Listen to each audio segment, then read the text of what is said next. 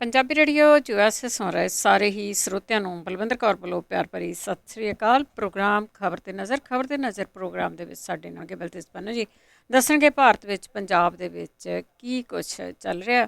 ਖਬਰਾਂ ਤੇ ਨਜ਼ਰ ਮਾਰਾਂਗੇ। ਖਬਰਾਂ ਤੋਂ ਪਹਿਲਾਂ ਧੰਨਵਾਦ ਸਾਡੇ ਸਪਾਂਸਰ ਦਾ, ਜਿਨ੍ਹਾਂ ਇਸ ਪ੍ਰੋਗਰਾਮ ਨੂੰ ਸਪਾਂਸਰ ਕੀਤਾ। ਸਭ ਤੱਕ ਪਹੁੰਚਾਇਆ ਖਾਲਸਾ ਇੰਸ਼ੋਰੈਂਸ ਸੈਨੋਜੇ 40827250 ਕਾਰਾਂ ਦੀ ਲਾਈਫ ਹੈਲਥ ਬਿਜ਼ਨਸ ਇੰਸ਼ੋਰੈਂਸ ਕਰਦੇ ਨੇ। ਕਾਲ ਕਰ ਸਕਦੇ ਹੋ। ਗੁਰਦੀਪ ਸਿੰਘ ਵਿਰਦੀ ਕਲੋਵ, ਸਤਨਾਮ ਸਿੰਘ ਅਲਮਾ ਮੰਜਰੋ ਜੈਂਡਰ ਹੋਮ ਲੋਨ ਵਾਲੇ ਮੋਹਨ ਚੀਮਾ ਜੀ 5599052575 ਟਰਕੀਆਣਾ ਇਮੀਗ੍ਰੇਸ਼ਨ ਲਾਅ ਫਰਮ 4159090503। ਬਹੁਤ ਧੰਨਵਾਦ ਕਰਦੇ ਹਾਂ ਸਪਾਂਸਰ ਕਰਦੇ ਹੋ ਸਭ ਤੱਕ। ਬਲਤੇਜ ਪੰਨੂ ਜੀ ਸਤਿ ਸ਼੍ਰੀ ਅਕਾਲ, ਸਵਾਗਤ ਹੈ ਜੀ। ਸਤਿ ਸ਼੍ਰੀ ਅਕਾਲ ਜੀ, ਧੰਨਵਾਦ ਜੀ, ਬਹੁਤ ਮਿਹਰਬਾਨੀ।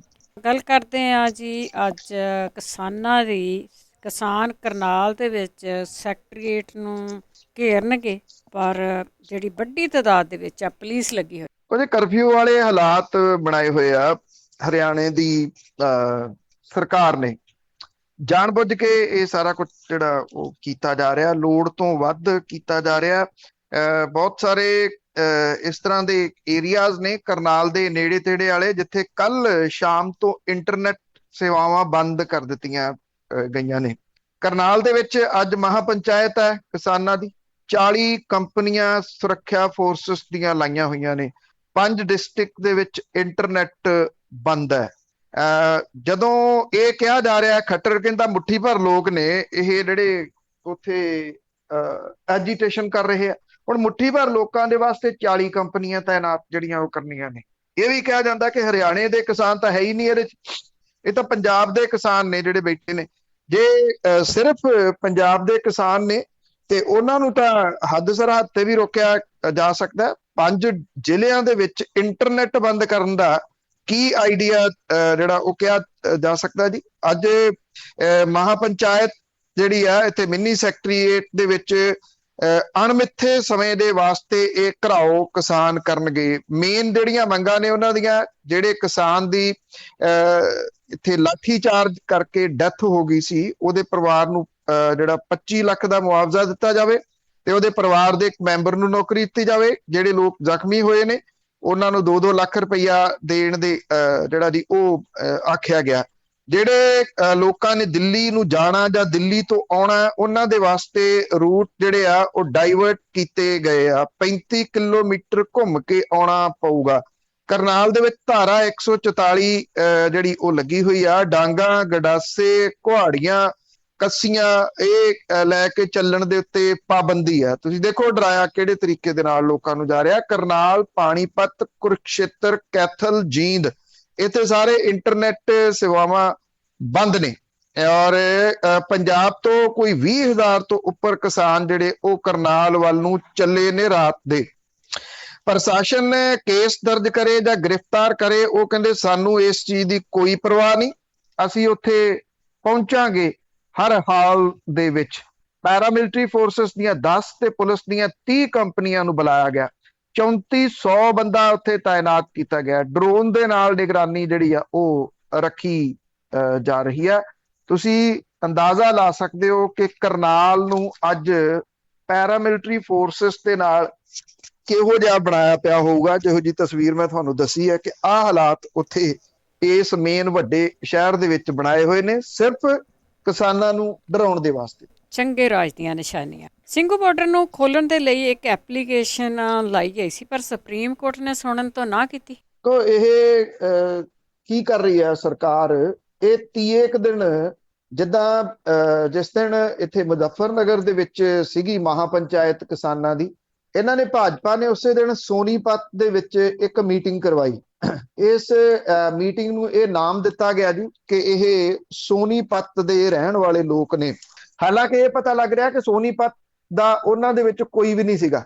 ਇਹ ਭਾਜਪਾਈਏ ਜਿਹੜੇ ਸੀ ਉਹ ਇਕੱਠੇ ਕਰਕੇ ਮੀਟਿੰਗ ਕਰਾਈ ਗਈ ਔਰ ਇਸ ਮੀਟਿੰਗ ਦੇ ਵਿੱਚ ਇਹ ਆਖਿਆ ਗਿਆ ਕਿ ਜੀ ਇਹ ਰਾਹ ਖੋਲੋ, ਸਾਡੇ ਬਿਜ਼ਨਸ ਜਿਹੜੇ ਉਹ ਤਬਾਹ ਹੋ ਗਏ। ਹੁਣ ਸਵਾਲ ਸਭ ਤੋਂ ਵੱਡਾ ਇਹ ਆ ਕਿ ਇਹ ਰਾਹ ਕਿਸਾਨਾਂ ਨੇ ਤਾਂ ਬੰਦ ਕੀਤੇ ਹੀ ਨਹੀਂ ਗਏ, ਰਾਹ ਤਾਂ ਸਰਕਾਰ ਨੇ ਬੰਦ ਕੀਤੇ ਆ। ਹੱਦ ਇਸ ਗੱਲ ਦੀ ਆ ਕਿ ਪ੍ਰਚਾਰ ਇਹ ਕੀਤਾ ਜਾ ਰਿਹਾ ਕਿ ਕਿਸਾਨ ਇਹਨਾਂ ਰਾਹਾਂ ਨੂੰ ਖੋਲਣ। ਜਦੋਂ ਕਿ ਕਿਸਾਨ ਤਾਂ ਅੱਗੇ ਜਾਣਾ ਚਾਹੁੰਦੇ ਸੀਗੇ, ਸਾਰੇ ਜਾਣਦੇ ਆ। ਕੰਧਾਂ ਕਿਹਨੇ ਕੀਤੀਆਂ ਨੇ, ਤਿੱਖੀਆਂ ਚੀਜ਼ਾਂ ਕਿਹਨੇ ਲਾਈਆਂ ਨੇ, ਵਾੜ ਕਿਹਨੇ ਲਾਈ ਆ, ਕੰਡਿਆਲੀਆਂ ਤਾਰਾਂ ਕਿਹਨੇ ਲਾਈਆਂ ਨੇ, ਟਰੱਕ ਕਿਹਨੇ ਖੜੇ ਕੀਤੇ ਆ, ਸਰਕਾਰ ਨੇ ਕੀਤੇ ਆ। ਸਰਕਾਰ ਨੇ ਰਾਹ ਬੰਦ ਕੀਤੇ ਆ ਤੇ ਇਹ ਕਹਿੰਦੇ ਕਿਸਾਨਾਂ ਨੂੰ ਕਿ ਉਹ ਖੋਲੋ। ਸੁਪਰੀਮ ਕੋਰਟ ਦੇ ਵਿੱਚ ਹੁਣ ਇਹਦੇ ਸੰਬੰਧੀ ਇੱਕ ਐਪਲੀਕੇਸ਼ਨ ਦਾਇਰ ਕੀਤੀ ਗਈ ਸੀਗੀ। ਸੁਪਰੀਮ ਕੋਰਟ ਨੇ ਇਹ ਐਪਲੀਕੇਸ਼ਨ ਸੁਣਨ ਤੋਂ ਨਾ ਕਰ ਦਿੱਤੀ ਹੈ। ਇਹ ਕਿਹਾ ਗਿਆ ਸੀਗਾ ਕਿ ਖੇਤੀ ਕਾਨੂੰਨਾਂ ਨੂੰ ਲੈ ਕੇ ਜਿਹੜੇ ਰਾਹ ਬੰਦ ਕੀਤੇ ਆ, ਜਿਹੜੀਆਂ ਹਰਿਆਣੇ ਤੇ ਦਿੱਲੀ ਨੂੰ ਜੋੜਦੀਆਂ ਸੜਕਾਂ ਨੇ, ਇਹ ਖੋਲੀਆਂ ਜਾਣ।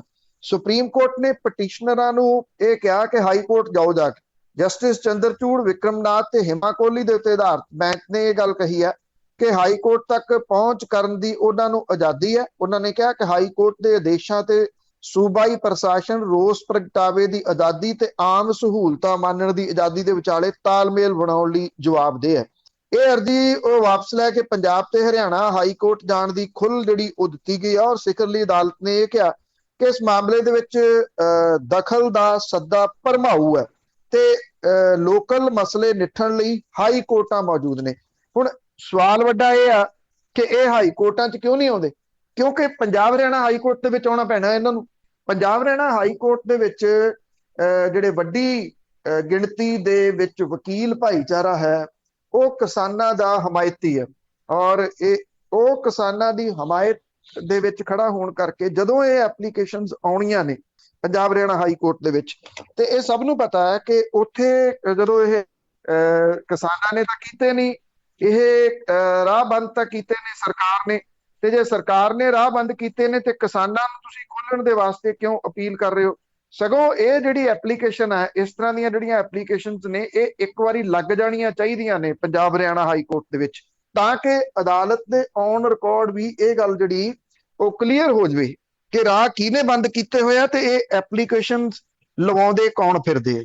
ਜੀ, ਉਹ ਤਾਂ ਫਿਰ ਜ਼ਰੂਰੀ ਹੈ, ਉਸੇ ਤਰ੍ਹਾਂ ਲੰਘਣਾ ਪਊਗਾ। ਸੁਪਰੀਮ ਕੋਰਟ ਦੇ ਚੀਫ ਜਸਟਿਸ ਨੇ ਸਰਕਾਰ ਦੀ ਖਿਚਾਈ ਕੀਤੀ ਹੈ ਕਿ ਸਰਕਾਰ ਉਹਨਾਂ ਨੂੰ ਸੁਣਦੀ ਨਹੀਂ। ਇਹ ਵੈਸੇ ਟਿੱਪਣੀਆਂ ਜਿਹੜੀਆਂ ਸੁਪਰੀਮ ਕੋਰਟ ਦੀਆਂ ਨੇ, ਇਹ ਪਿਛਲੇ ਕੁਝ ਦਿਨਾਂ ਤੋਂ ਲਗਾਤਾਰ ਆ ਰਹੀਆਂ ਨੇ। ਇਹ ਸਭ ਨੂੰ ਪਤਾ ਹੈ ਕਿ ਸਰਕਾਰ ਜਿਹੜੀ ਆ ਉਹ ਕੋਈ ਗੱਲ ਸੁਣ ਨਹੀਂ ਰਹੀ ਜੀ, ਅਦਾਲਤਾਂ ਤੋਂ ਉੱਪਰ ਹੋਈ ਪਈ ਆ। ਇਸ ਕਰਕੇ ਜਿਹੜਾ ਜੀ ਇਹ ਕਿਹਾ ਜਾ ਸਕਦਾ ਹੈ ਕਿ ਜਦੋਂ ਸੁਣੀ ਨਹੀਂ ਰਹੀ ਤੇ ਫਿਰ ਅਦਾਲਤ, ਇਹ ਕੰਟੈਂਪਟ ਆਫ ਕੋਰਟ ਤਾਂ ਜਿਹੜਾ ਉਹ ਬਣਦਾ, ਜੇ ਆਮ ਬੰਦਾ ਹੁੰਦਾ ਤੇ ਉਹ ਤਾਂ ਹੁਣ ਨੂੰ ਜਿਹੜਾ ਉਹ ਟੰਗਿਆ ਹੋਣਾ ਸੀਗਾ। ਚੀਫ ਜਸਟਿਸ ਜਿਹੜੇ ਨੇ ਉਹ ਲਗਾਤਾਰ ਬਹੁਤ ਤਿੱਖੀਆਂ ਟਿੱਪਣੀਆਂ ਕਰ ਰਹੇ ਆ ਸਰਕਾਰ ਦੇ ਉੱਤੇ। ਚੀਫ ਜਸਟਿਸ NV ਰਮੰਨਾ ਦੀ ਅਗਵਾਈ ਵਾਲਾ ਬੈਂਚ ਜਿਹੜਾ ਜੀ, ਉਹਨੇ ਫਿਰ ਸਰਕਾਰ ਨੂੰ ਕਿਹਾ, ਕੇਂਦਰ ਦੀ ਸਰਕਾਰ ਨੂੰ, ਕਿ ਅਦਾਲਤ ਸਰਕਾਰ ਦੇ ਨਾਲ ਟਕਰਾਅ ਨਹੀਂ ਚਾਹੁੰਦੀ, ਪਰ ਅਹਿਮ ਟ੍ਰਿਬਿਊਨਲਾਂ ਦੇ ਵਿੱਚ ਜਿਹੜੀਆਂ ਅਸਾਮੀਆਂ ਭਰਨ ਦੇ ਵਿੱਚ ਦੇਰੀ ਹੋ ਰਹੀ ਆ, ਉਹਦੇ ਕਰਕੇ ਸੁਪਰੀਮ ਕੋਰਟ ਦਾ ਸਬਰ ਜਿਹੜਾ ਉਹ ਮੁੱਕਦਾ ਤੁਰਿਆ ਜਾ ਰਿਹਾ। ਜਸਟਿਸ DY ਚੰਦਰਚੂੜ ਤੇ L ਨਾਗੇਸ਼ਵਰ ਰਾਓ ਦੀ ਸ਼ਮੂਲੀਅਤ ਵਾਲੇ ਬੈਂਚ ਦੀ ਅਗਵਾਈ ਕਰਦਿਆਂ ਰਮੰਨਾ ਨੇ ਇਹ ਗੱਲ ਕਹੀ ਆ ਕਿ ਪੂਰੇ ਮੁਲਕ ਦੇ ਵਿੱਚ ਟ੍ਰਿਬਿਊਨਲ ਖਤਮ ਹੋਣ ਕੰਢੇ ਆ, ਕਈ ਇੱਕ ਮੈਂਬਰ ਦੇ ਨਾਲ ਹੀ ਕੰਮ ਸਾਰ ਰਹੇ ਆ, ਸਾਲ ਦੀ ਤਰੀਕ ਪੈ ਰਹੀ ਆ। ਜਸਟਿਸ ਰਮੰਨਾ ਨੇ ਸੋਲਿਸਿਟਰ ਜਨਰਲ ਤੁਸ਼ਾਰ ਮਹਿਤਾ ਨੂੰ ਕਿਹਾ, ਅਸੀਂ ਇਸ ਗੱਲ ਤੋਂ ਖੁਸ਼ ਨਹੀਂ ਆ ਤੇ ਤੁਹਾਨੂੰ 3-4 ਦਿਨ ਦਾ ਸਮਾਂ ਦਿੰਨੇ ਆ। ਬੈਂਚ ਨੇ ਮਹਿਤਾ ਨੂੰ ਸਪਸ਼ਟ ਤੌਰ ਤੇ ਕਿਹਾ ਕਿ ਉਹ ਸਰਕਾਰ ਨੂੰ ਲੰਮੇ ਸਮੇਂ ਤੋਂ ਖਾਲੀ ਪਈਆਂ ਅਸਾਮੀਆਂ ਸੁਣਵਾਈ ਦੀ ਅਗਲੀ ਤਰੀਕ 13 ਸਤੰਬਰ ਤੱਕ ਭਰਨ ਲਈ ਮਨਾਉਣ। ਸੁਣਵਾਈ ਦੇ ਸ਼ੁਰੂ ਦੇ ਵਿੱਚ ਜਦੋਂ ਤੁਸ਼ਾਰ ਮਹਿਤਾ ਨੇ ਮਾਮਲੇ ਦੀ ਸੁਣਵਾਈ ਮੁਲਤਵੀ ਕਰਨ ਦੀ ਮੰਗ ਕੀਤੀ ਤਾਂ ਚੀਫ ਜਸਟਿਸ ਨੇ ਇਹ ਵੀ ਕਿਹਾ ਕਿ ਅਸੀਂ ਸਰਕਾਰ ਦੇ ਨਾਲ ਟਕਰਾਅ ਨਹੀਂ ਚਾਹੁੰਦੇ, ਪਰ ਮੈਂਬਰਾਂ ਜਾਂ ਚੇਅਰਪਰਸਨ ਦੀ ਜਿਹੜੀ ਅਣਹੋਂਦ ਹੈ ਉਹਦੇ ਵਿੱਚ ਟ੍ਰਿਬਿਊਨਲ ਜਿਹੜੇ ਉਹ ਖਤਮ ਹੋ ਰਹੇ ਨੇ। ਇਹ ਬੜੀਆਂ ਅਹਿਮ ਟਿੱਪਣੀਆਂ ਨੇ ਸਰਕਾਰ ਦੇ ਪ੍ਰਤੀ।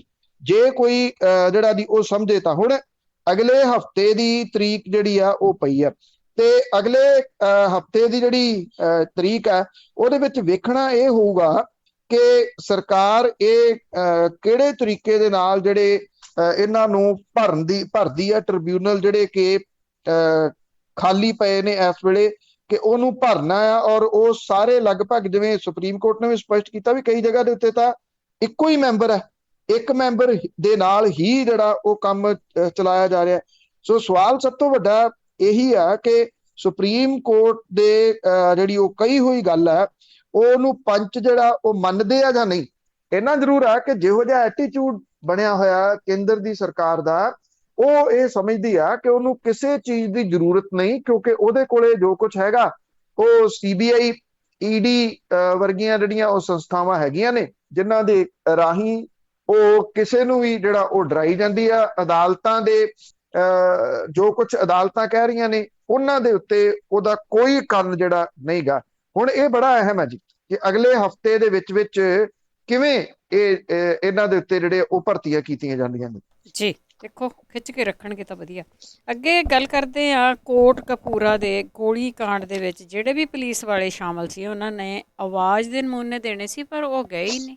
ਦੇਖੋ ਇਹ ਲਮਕਾ ਰਹੇ ਨੇ ਇਸ ਮਾਮਲੇ ਦੇ ਵਿੱਚ। ਹੁਣ ਤਾਂ ਇਹ ਕਿਹਾ ਜਾ ਸਕਦਾ ਜੀ ਕਿ ਇਹਦੇ ਵਿੱਚੋਂ ਬਹੁਤਾ ਕੁਝ ਨਿਕਲਣ ਦੀ ਆਸ ਜਿਹੜੀ ਆ ਉਹ ਮੱਧਮ ਪੈ ਗਈ ਹੋਈ ਹੈ, ਕਿਉਂਕਿ ਸਰਕਾਰ ਨਹੀਂ ਚਾਹੁੰਦੀ।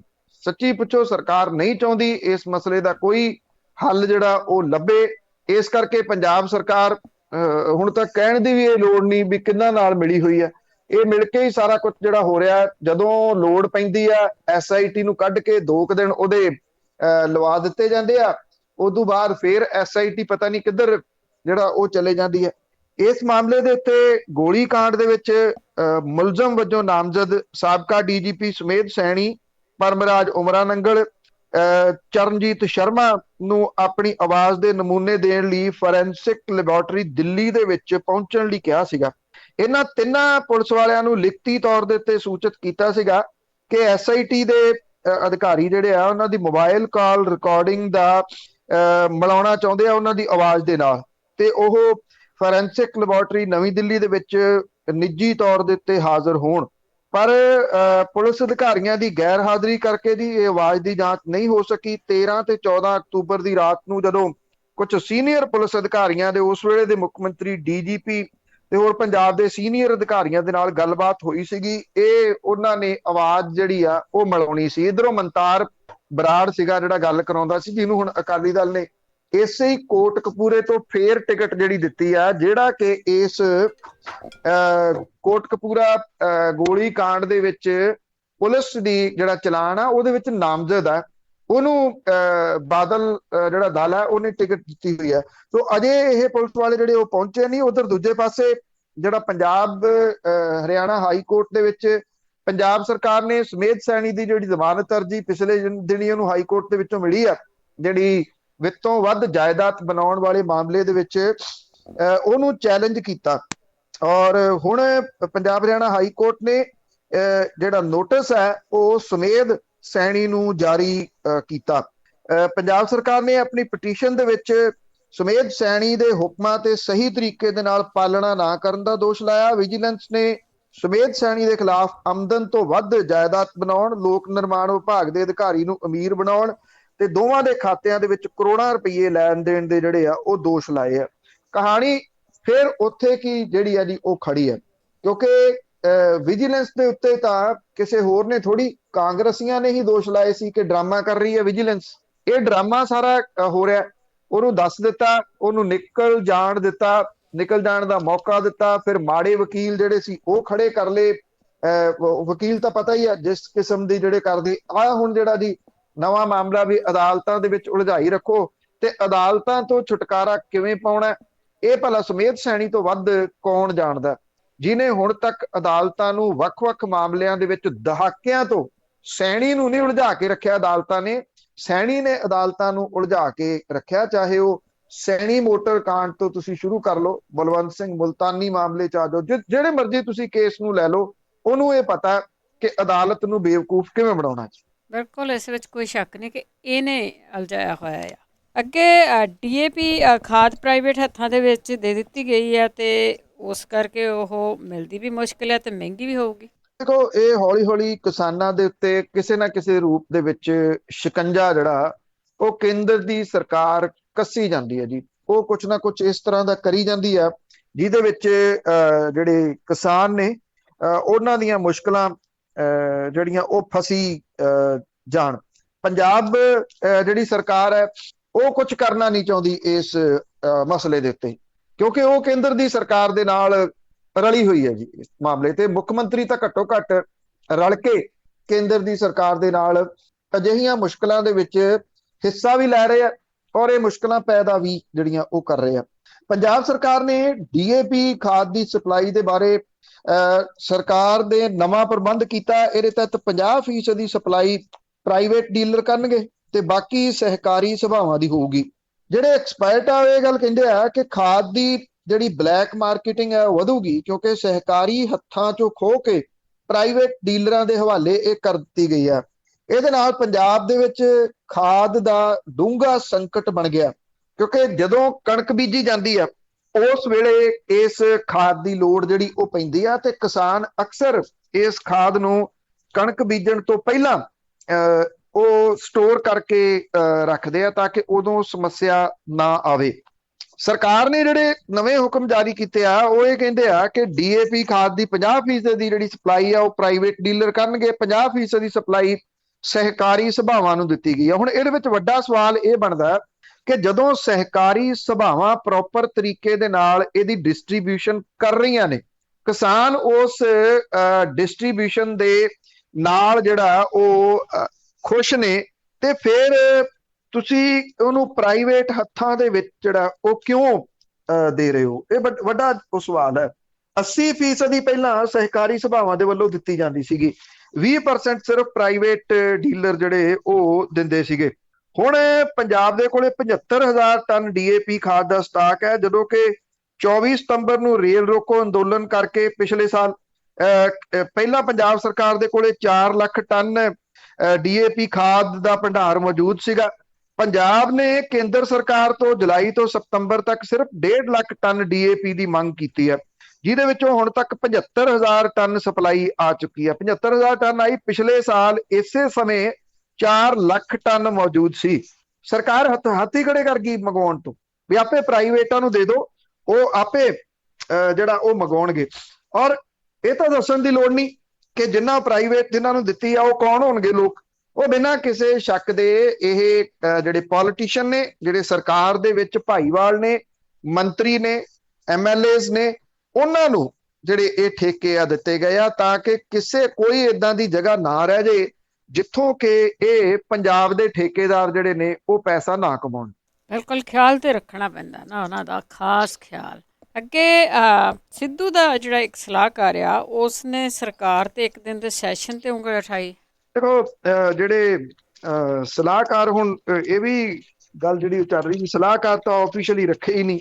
ਇਹ ਤਾਂ ਨਵਜੋਤ ਸਿੱਧੂ ਹੋਰਾਂ ਨੇ ਹਾਮੀ ਭਰਾਈ ਸੀ ਕਿ ਤੁਸੀਂ ਮੈਨੂੰ ਸਲਾਹ ਦੇਣੀ ਹੈ। ਜੇ ਸਲਾਹ ਲੈਣੀ ਸੀਗੀ ਤੇ ਨਵਜੋਤ ਸਿੰਘ ਸਿੱਧੂ ਨੂੰ ਵੀ ਇਹ ਚਾਹੀਦਾ ਸੀਗਾ, ਚੁੱਪ ਕੀਤੀ ਸਲਾਹ ਜਿੱਤ ਤੋਂ ਮਰਜ਼ੀ ਲੈ ਜਾਂਦੇ, ਕਿਹੜਾ ਕਿਸੇ ਨੇ ਰੋਕਣਾ ਸੀ। ਅਕਸਰ ਚੱਲਦਾ ਇਹੀ ਆ, ਜਿਹੜੇ ਪੋਲੀਟੀਸ਼ੀਅਨ ਨੇ, ਸਿਆਸਤਦਾਨ ਨੇ, ਉਹ ਸਲਾਹ ਬਹੁਤ ਸਾਰੇ ਲੋਕਾਂ ਤੋਂ ਲੈਂਦੇ ਆ।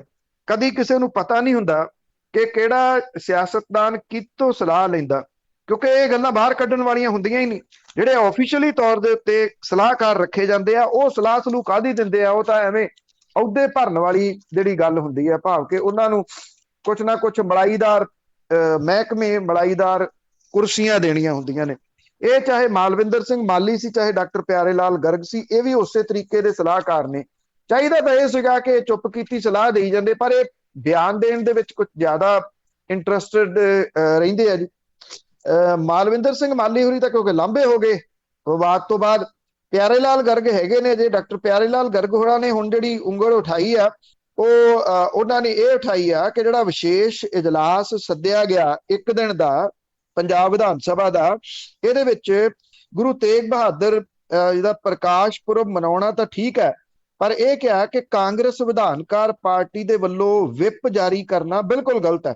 ਡਾਕਟਰ ਪਿਆਰੇ ਲਾਲ ਗਰਗ ਇਹ ਕਹਿੰਦਾ ਕਿ ਭਾਰਤ ਇੱਕ ਧਰਮ ਨਿਰਪੱਖ ਮੁਲਕ ਹੈ, ਸੰਵਿਧਾਨ ਵੀ ਧਰਮ ਨਿਰਪੱਖਤਾ ਤੇ ਉੱਤੇ ਪਹਿਰਾ ਦਿੰਦਾ। ਉਹਨਾਂ ਨੇ ਕਿਹਾ ਕਿ ਗੁਰੂ ਤੇਗ ਬਹਾਦਰ ਜੀ ਨੇ ਧਾਰਮਿਕ ਆਜ਼ਾਦੀ ਲਈ ਸੀਸ ਦਿੱਤਾ ਸੀ, ਪਰ ਕਾਂਗਰਸ ਨੇ ਵਿਪ ਜਾਰੀ ਕਰਕੇ ਧਰਮ ਦੇ ਨਾਂ ਦੇ ਉੱਤੇ ਸੈਸ਼ਨ 'ਚ ਸ਼ਾਮਲ ਹੋਣ ਲਈ ਵਿਧਾਇਕਾਂ ਨੂੰ ਮਜਬੂਰ ਕੀਤਾ। ਡਾਕਟਰ ਪਿਆਰੇ ਲਾਲ ਗਰਗ ਇਹ ਵੀ ਕਹਿੰਦਾ ਕਿ ਉਹ ਕਹਿੰਦਾ ਕਿ ਮੈਂ ਆਪਣੀ ਨਿੱਜੀ ਤੌਰ ਦੇ ਉੱਤੇ ਕਹਿ ਰਿਹਾ ਕਿ ਕਾਂਗਰਸ ਦੇ ਵੱਲੋਂ ਵਿਪ ਜਾਰੀ ਕਰਨਾ ਦੇਸ਼ ਦੇ ਧਰਮ ਨਿਰਪੱਖ ਏਜੰਡੇ ਦੇ ਉੱਤੇ ਉਂਗਲ ਖੜੀ ਕਰਨੀ ਹੈ। ਇਹ ਕਹਿ ਕੇ ਵਿਪ ਦਾ ਮਤਲਬ ਕਿਸਾਨਾਂ ਨੂੰ ਸੈਸ਼ਨ 'ਚ ਸ਼ਾਮਲ ਹੋਣਾ ਪਊਗਾ, ਤੇ ਵੋਟ ਪਾਉਣ ਲਈ ਮਜਬੂਰ ਹੋਣਾ ਪਊਗਾ। ਡਾਕਟਰ ਗਰਗ ਨੇ ਇਹ ਕਿਹਾ ਕਿ ਪ੍ਰਧਾਨ ਮੰਤਰੀ ਨਰਿੰਦਰ ਮੋਦੀ ਵੱਲੋਂ ਰੱਖੇ ਗਏ ਰਾਮ ਮੰਦਿਰ ਦੇ ਨੀਂਹ ਪੱਥਰ ਦੀ ਵੀ ਉਹਨੇ ਨਿੰਦਾ ਕੀਤੀ ਸੀ। ਉਹ ਕਹਿੰਦਾ ਕਿ ਵਿਧਾਨ ਸਭਾ ਦਾ ਸੈਸ਼ਨ ਬੁਲਾਉਣਾ ਸੰਵਿਧਾਨਕ ਮਜਬੂਰੀ ਸੀਗੀ, ਗੁਰਪੁਰਬ ਮਨਾਉਣਾ ਗਲਤ ਨਹੀਂ, ਪਰ ਵਿਪ ਜਾਰੀ ਕਰਨਾ ਜਿਹੜਾ ਉਹ ਠੀਕ ਨਹੀਂ ਗਾ। ਇਹ ਹੁਣ ਡਾਕਟਰ ਪਿਆਰੇ ਲਾਲ ਗਰਗ ਨੇ ਜਿਹੜਾ ਇਹ ਬਿਆਨ ਦਿੱਤਾ, ਇਹ ਆਉਂਦੇ ਦਿਨਾਂ ਦੇ ਵਿੱਚ ਚਰਚਾ ਦਾ ਵਿਸ਼ਾ ਜਿਹੜਾ ਉਹ ਬਣ ਸਕਦਾ ਹੈ। ਇਸ ਕਰਕੇ ਬਣ ਸਕਦਾ ਹੈ ਕਿ ਜਿਵੇਂ ਉਹਨਾਂ ਦੇ ਨਾਮ ਤੋਂ ਹੈ ਜੀ ਕਿ ਉਹ ਹਾਲਾਂਕਿ ਉਹਨਾਂ ਨੇ ਕੁਝ ਧਰਮ ਦੇ ਆਧਾਰ ਦੇ ਉੱਤੇ ਨਹੀਂ ਦਿੱਤੀ, ਪਰ ਚੁੱਕਣ ਵਾਲਿਆਂ ਨੇ ਇਹ ਗੱਲ ਚੁੱਕ ਲੈਣੀ ਹੈ ਕਿ ਉਹ ਸਾਡੇ ਮਾਮਲਿਆਂ ਦੇ ਵਿੱਚ ਦਖਲ ਕਿਉਂ ਦੇ ਰਹੇ ਆ। ਟੈਕਨੀਕਲੀ ਦੇਖਿਆ ਜਾਵੇ ਤਾਂ ਡਾਕਟਰ ਪਿਆਰੇ ਲਾਲ ਗਰਗ ਦੀ ਇਹ ਗੱਲ ਇਸ ਪੱਖੋਂ ਠੀਕ ਹੈ ਕਿ ਵਿਪ ਜਾਰੀ ਕਿਉਂ ਕੀਤਾ ਗਿਆ। ਸ਼ਾਇਦ ਇਹ ਕਿਹਾ ਜਾ ਰਿਹਾ ਸੀਗਾ ਕਿ ਨਵਜੋਤ ਸਿੰਘ ਸਿੱਧੂ ਜਾਂ ਵਿਰੋਧੀ ਧਿਰ ਜਿਹੜੀ ਆ ਉਹ ਅਸਹਿਮਤੀ ਦਾ ਮਤਾ ਲਿਆ ਸਕਦੀ ਹੈ ਕੈਪਟਨ ਅਮਰਿੰਦਰ ਸਿੰਘ ਹੋਰਾਂ ਦੇ ਖਿਲਾਫ, ਕਿਤੇ ਉਹਨਾਂ ਦੀ ਸਰਕਾਰ ਨੂੰ ਕਿਸੇ ਕਿਸਮ ਦਾ ਕੋਈ ਮੁਸ਼ਕਲ ਨਾ ਖੜੀ ਹੋ ਜੇ, ਇਸ ਕਰਕੇ ਇਹ ਵਿਪ ਜਾਰੀ ਕੀਤਾ ਗਿਆ ਸੀਗਾ। ਜੇ ਇਹ ਸਿਰਫ 9ਵੇਂ ਪਾਤਸ਼ਾਹ ਦੇ ਪ੍ਰਕਾਸ਼ ਪੁਰਬ ਨੂੰ ਸਮਰਪਿਤ ਸੀਗਾ ਤਾਂ ਵਿਪ ਜਾਰੀ ਕਰਨ ਦੀ ਲੋੜ ਨਹੀਂ ਸੀ। ਉਂਝ ਵੈਸੇ ਇਹ ਵਿਪ ਆਮ ਆਦਮੀ ਪਾਰਟੀ ਨੇ ਵੀ ਜਾਰੀ ਕੀਤਾ ਸੀ।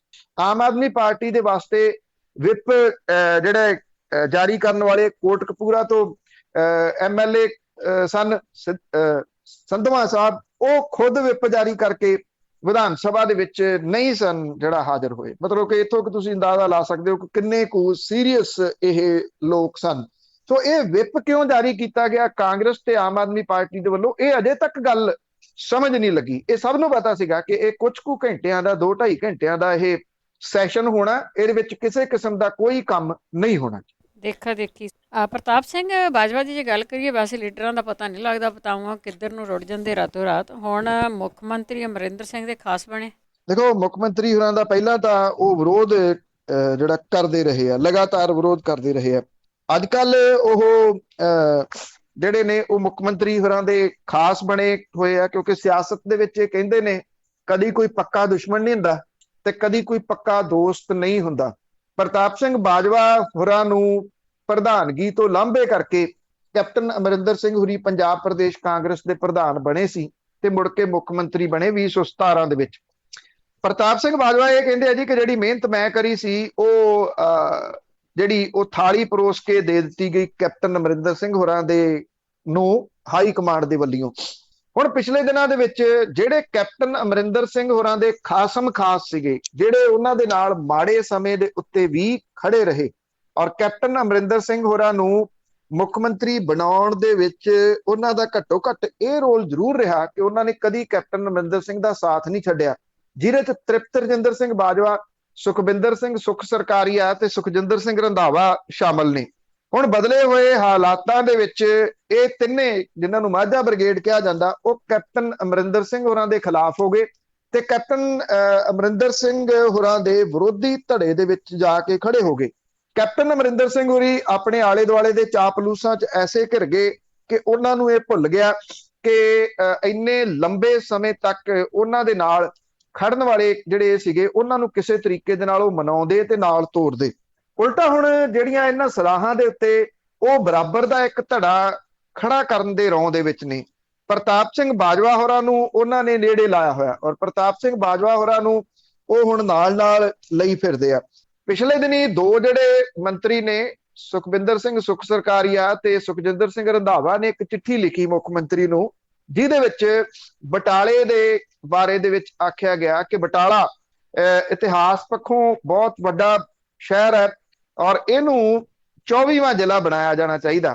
23ਵਾਂ ਜ਼ਿਲ੍ਹਾ ਪਿਛਲੇ ਦਿਨੀ ਪੰਜਾਬ ਸਰਕਾਰ ਨੇ ਮਲੇਰਕੋਟਲੇ ਨੂੰ ਬਣਾਇਆ ਸੀ। ਇਹ ਚਿੱਠੀ ਦੇ ਵਿੱਚ ਲਿਖਿਆ ਕਿ ਇਹਨੂੰ 24ਵਾਂ ਜ਼ਿਲ੍ਹਾ ਬਣਾਇਆ ਜਾਵੇ।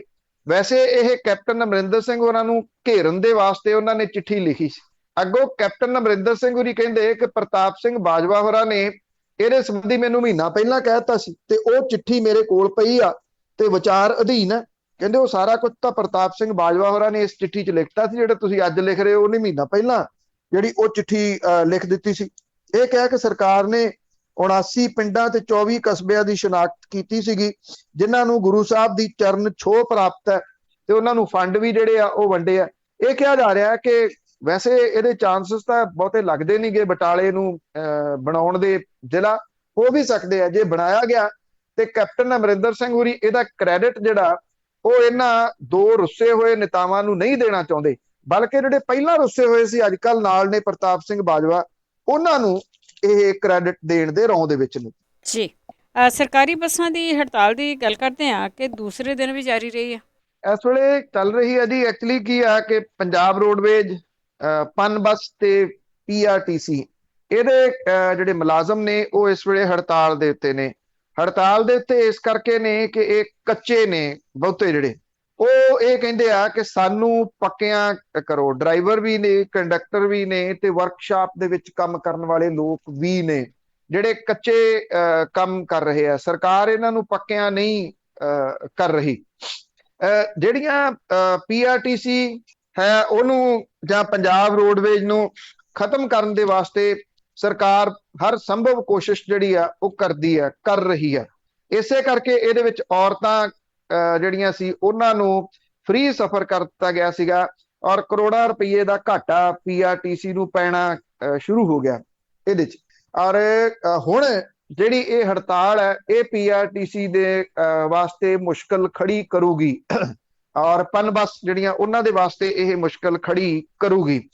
ਜਿਹੜੇ ਇਹ ਅਣਮਿੱਥੇ ਸਮੇਂ ਦੀ ਹੜਤਾਲ ਦੇ ਉੱਤੇ ਗਏ ਨੇ ਜੀ ਸਾਰੇ ਦੇ ਸਾਰੇ ਮੁਲਾਜ਼ਮ, ਉਹ ਜਿਹੜੀ ਐਕਚੁਅਲੀ ਪਾਲਿਸੀ ਲੈ ਕੇ ਆਉਣੀ ਸੀਗੀ ਪੰਜਾਬ ਸਰਕਾਰ ਨੇ ਜਦੋਂ 17 ਦੀ ਸਰਕਾਰ ਬਣੀ ਆ, ਤੇ ਉਹਦੇ ਵਿੱਚ ਚੋਣ ਮੈਨੀਫੈਸਟੋ ਦੇ ਵਿੱਚ ਸੀਗਾ ਕਿ ਸਰਕਾਰ ਬਣਨ ਦੇ 3 ਮਹੀਨਿਆਂ ਦੇ ਵਿੱਚ ਅਸੀਂ ਜਿਹੜਾ ਉਹ ਟਰਾਂਸਪੋਰਟ ਪਾਲਿਸੀ ਲੈ ਕੇ ਆਵਾਂਗੇ। ਸਰਕਾਰ 5ਵੇਂ ਸਾਲ ਦੇ ਵਿੱਚ ਚੱਲ ਪਈ ਔਰ 5ਵਾਂ ਸਾਲ ਨਿਬੜਨ ਵਾਲੇ ਪਾਸੇ ਨੂੰ ਤੁਰ ਪਿਆ। ਅਜੇ ਤੱਕ ਕੋਈ ਜਿਹੜੀ ਆ ਉਹ ਟਰਾਂਸਪੋਰਟ ਪਾਲਿਸੀ ਨਹੀਂ ਲਿਆਂਦੀ ਗਈ। ਪਿਛਲੇ ਦਿਨੀ ਫਿਰ ਐਲਾਨ ਕੀਤਾ ਸੀਗਾ ਸਰਕਾਰ ਨੇ ਕਿ ਜੀ ਅਸੀਂ ਜਿਹੜੇ ਪਰਮਿਟ ਨੇ, ਹਾਲਾਂਕਿ ਤੁਸੀਂ ਦੇਖੋ ਹੁਣ ਤਾਂ ਅਦਾਲਤ ਦਾ ਵੀ ਫੈਸਲਾ ਆ ਗਿਆ, ਉਹ ਪਰਮਿਟ ਰੱਦ ਕਰ ਦਿੱਤੇ। ਸਰਕਾਰ ਫਿਰ ਇਸ ਮਸਲੇ ਦੇ ਉੱਤੇ ਅਜੇ ਵੀ ਇਸ ਕਰਕੇ ਕੁਝ ਕਰਨ ਨੂੰ ਤਿਆਰ ਨਹੀਂ ਕਿ ਜਿਹੜੀ ਪ੍ਰਾਈਵੇਟ ਟਰਾਂਸਪੋਰਟ ਹੈ, ਮੈਕਸਿਮਮ ਪ੍ਰਾਈਵੇਟ ਟਰਾਂਸਪੋਰਟ ਬਾਦਲ ਪਰਿਵਾਰ ਦੇ ਹੱਥਾਂ 'ਚ ਹੈ। ਸਰਕਾਰ ਓਪਨਲੀ ਉਹਦੀ ਮਦਦ ਕਰ ਰਹੀ ਹੈ। ਜੇ ਨਾ ਮਦਦ ਕਰਦੀ ਹੁੰਦੀ ਤੇ ਟਰਾਂਸਪੋਰਟ ਪਾਲਿਸੀ ਲੈ ਕੇ ਆਉਂਦੀ। ਕਿੰਨੀਆਂ ਮਹਿੰਗੀਆਂ ਵੋਲਵੋ ਬੱਸਾਂ ਇਹਨਾਂ ਨੇ ਖਰੀਦ ਕੇ ਖੜੀਆਂ ਕੀਤੀਆਂ ਹੋਈਆਂ ਨੇ ਜਿਹੜੀਆਂ ਕਿ ਦਿੱਲੀ 에ਅਰਪੋਰਟ ਤੱਕ ਚੱਲਦੀਆਂ ਸੀ। ਉਹਦੀ ਪਰਮਿਸ਼ਨ ਲੈਣ ਦੇ ਵਾਸਤੇ ਹੀ ਕੋਈ ਤਰੱਦਦ ਨਹੀਂ ਜਿਹੜਾ ਉਹ ਕੀਤਾ ਗਿਆ। ਤੋ ਇਹ ਜਿਹੜੇ ਮੁਲਾਜ਼ਮ ਨੇ ਉਹ ਹੁਣ ਅੱਕ ਕੇ ਹੜਤਾਲ ਦੇ ਉੱਤੇ ਚਲੇ ਗਏ ਨੇ। ਕਿੰਨੇ ਦਿਨ ਹੜਤਾਲ ਚੱਲਦੀ ਹੈ ਕੁਛ ਨਹੀਂ ਜਿਹੜਾ ਜੀ ਉਹ ਪਤਾ। ਜਿਹੜੀਆਂ ਸਰਕਾਰੀ ਲਾਰੀਆਂ ਨੇ ਉਹ ਸੜਕਾਂ ਦੇ ਉੱਤੋਂ ਗਾਇਬ ਨੇ। ਸਰਕਾਰ ਥੋੜੇ ਬਹੁਤੇ ਜਿਹੜੇ ਕੰਟਰੈਕਟ ਦੇ ਉੱਤੇ ਰੱਖੇ ਲੋਕ ਨੇ ਉਹਨਾਂ ਨੂੰ ਲੈ ਕੇ ਬੱਸਾਂ ਚਲਾਉਣ ਦੀ ਕੋਸ਼ਿਸ਼ ਕਰ ਰਹੀ ਹੈ, ਪਰ ਉਹ ਨਾ ਮਾਤਰ ਕਿਤੇ ਕਿਤੇ ਚੱਲ ਰਹੀਆਂ ਨੇ। ਹਾਂ, ਪ੍ਰਾਈਵੇਟ ਜਿਹੜੀਆਂ ਬੱਸਾਂ ਨੇ ਜੀ ਉਹ ਦੂਆ ਸਵਾਰੀਆਂ ਢੋ ਰਹੀਆਂ ਨੇ। ਇਸ ਕਰਕੇ ਜੋ ਸਰਕਾਰ ਚਾਹੁੰਦੀ ਹੈ, ਸਰਕਾਰ ਕਹਿੰਦੀ ਹੈ ਠੀਕ ਹੈ, ਜਦੋਂ ਅਸੀਂ ਬਚਾਉਣਾ ਹੀ ਪ੍ਰਾਈਵੇਟ ਨੂੰ ਆ ਤੇ ਉਹਨਾਂ ਨੂੰ ਹੋਰ ਪੈਸੇ ਜਿਹੜੇ ਆ ਜੀ ਉਹ ਬਣਾ ਲੈਣ ਦਿਓ ਇਸ ਹੜਤਾਲ ਦੇ ਵਿੱਚੋਂ, ਤੇ ਉਹ ਪੈਸੇ ਬਣਾ ਵੀ ਰਹੇ। ਧੰਨਵਾਦ ਬਲਤੇਜ ਪੰਨੂ, ਬੜੀ ਮਿਹਰਬਾਨੀ ਜੀ, ਧੰਨਵਾਦ ਜੀ, ਸਤਿ ਸ਼੍ਰੀ ਅਕਾਲ। ਸਤਿ ਸ਼੍ਰੀ ਅਕਾਲ। ਤੇ ਸਰੋਤਿਓ, ਇਹ ਸਨ ਬਲਤੇਜ ਪੰਨੂ ਜੋ ਸਾਡੇ ਨਾਲ ਜੁੜਦੇ ਨੇ, ਕਰਦੇ ਨੇ ਖਬਰਾਂ। ਇਸੇ ਦੇ ਨਾਲ ਸਾਡਾ ਅੱਜ ਦਾ ਬੁਲੇਟਿਨ ਇੱਥੇ ਸਮਾਪਤ। ਬਲਵਿੰਦਰ ਕੌਰ ਵੱਲੋਂ ਆਪ ਸਭ ਨੂੰ ਹੀ ਸਤਿ ਸ਼੍ਰੀ ਅਕਾਲ।